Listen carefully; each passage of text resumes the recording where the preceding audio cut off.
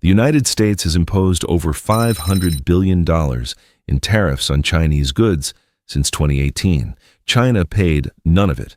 You did. Every time you bought a phone, a TV, or a pair of shoes, you were paying a tax your government told you China was paying. That is not an accident. That is the system working exactly as designed. In the next 12 minutes, I will show you exactly how this was engineered and who gets rich because of it. Tariffs are as old as the country itself. The first U.S. Tariff Act, passed in 1789, one of the first laws Congress ever wrote. The logic was simple: tax foreign goods to protect American factories and fund the government. For most of history, that logic held. But the modern tariff system is something different. Think of it like a toll bridge built over a river you have no choice but to cross. The person who built the bridge tells you the trucks on the other side are paying the toll. They are not. You pay it every time you cross. The trucks just pass their costs to you and keep moving.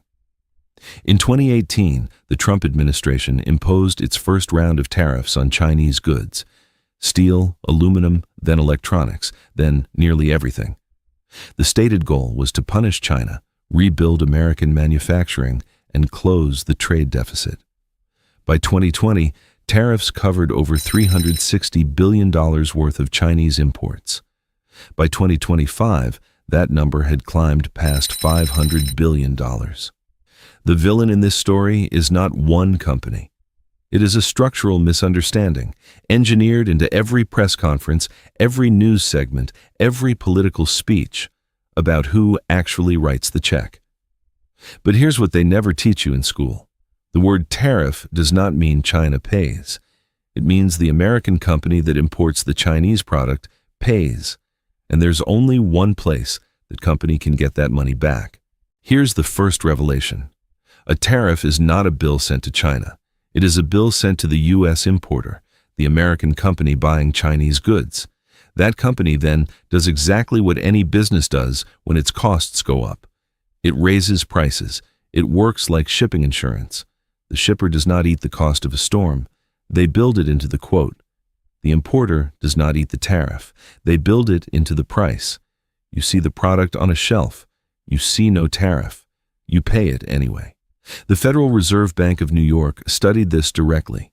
Researchers found that nearly 100% of the 2018 and 2019 tariff costs were passed on to American consumers and businesses, not absorbed by Chinese exporters. And this is where it gets dark. The second revelation: the tariffs did not meaningfully reduce Chinese imports. Economists at the Peterson Institute found that, in most categories, Chinese goods simply moved through third countries, Vietnam, Mexico, Malaysia, before entering the U.S. with a different label.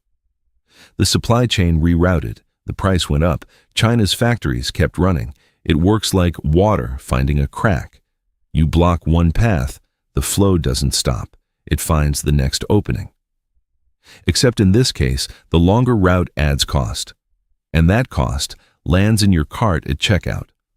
The third revelation is the one that connects everything.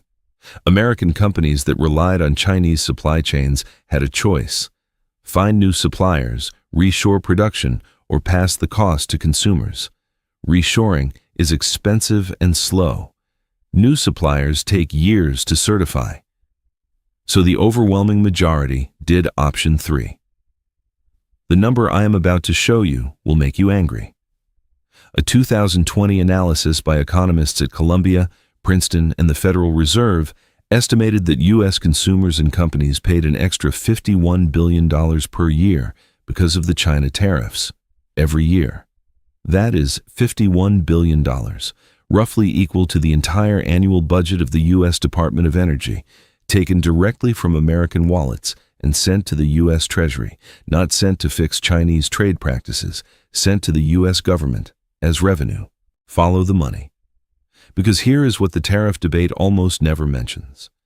The revenue from these tariffs, over $200 billion collected between 2018 and 2024, does not go back to the industries that were hurt by Chinese competition.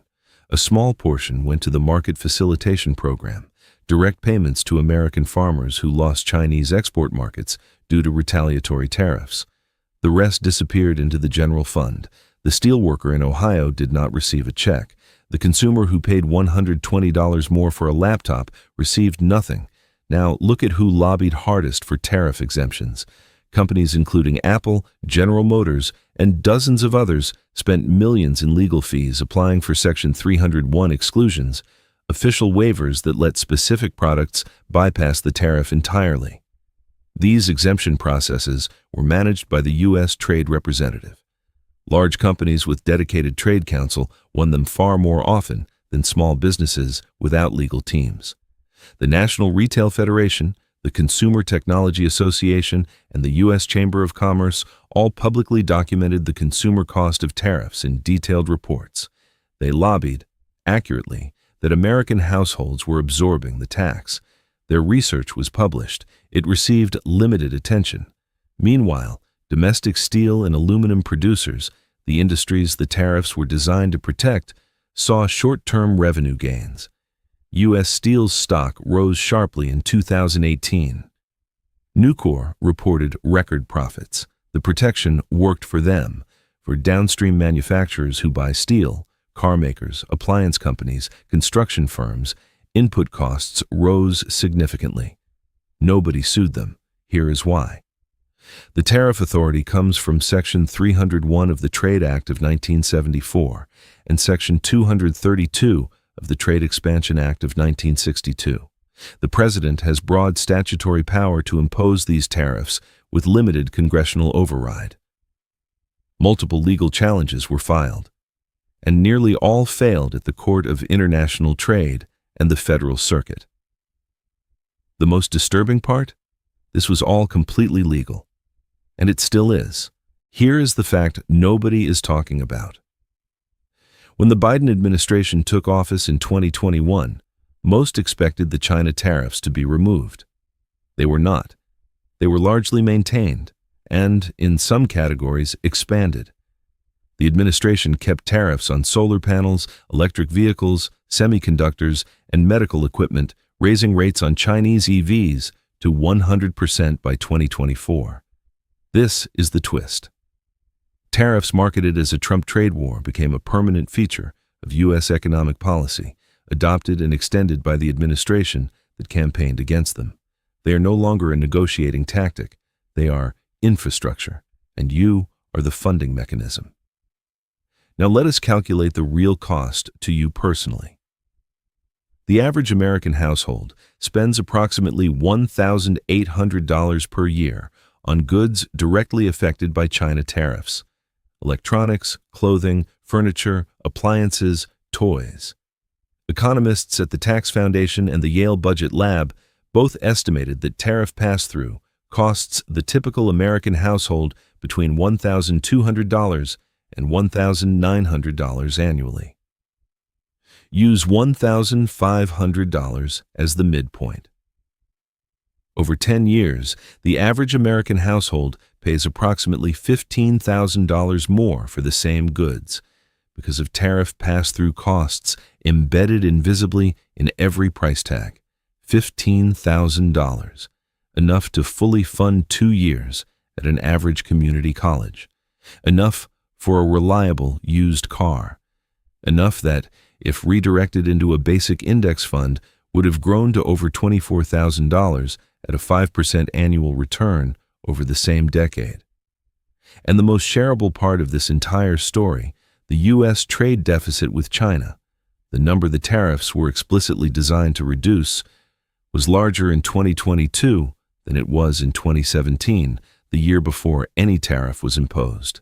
The tariffs did not close the gap.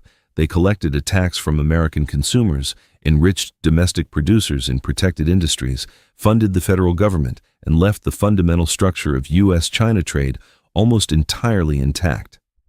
You paid for a war. The war is still ongoing. Nobody won it, and next month you will pay again. Here is one practical thing you can do with this information. The U.S. Trade Representative maintains a public database of tariff exclusions. It is searchable by product and HTS code.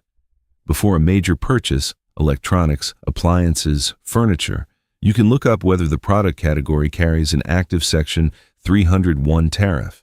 If it does, you are not comparing prices. You are comparing tariff-inflated prices. That context changes how you negotiate when you buy and whether you consider domestically produced alternatives that do not carry the import surcharge. It does not eliminate the cost.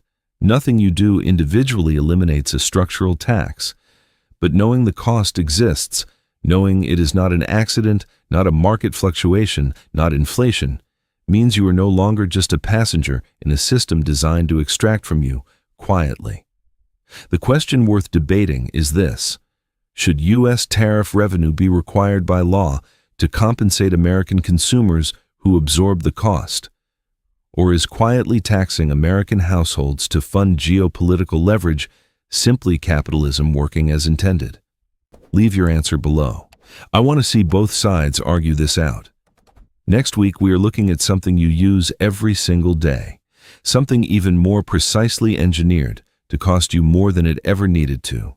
Stay close.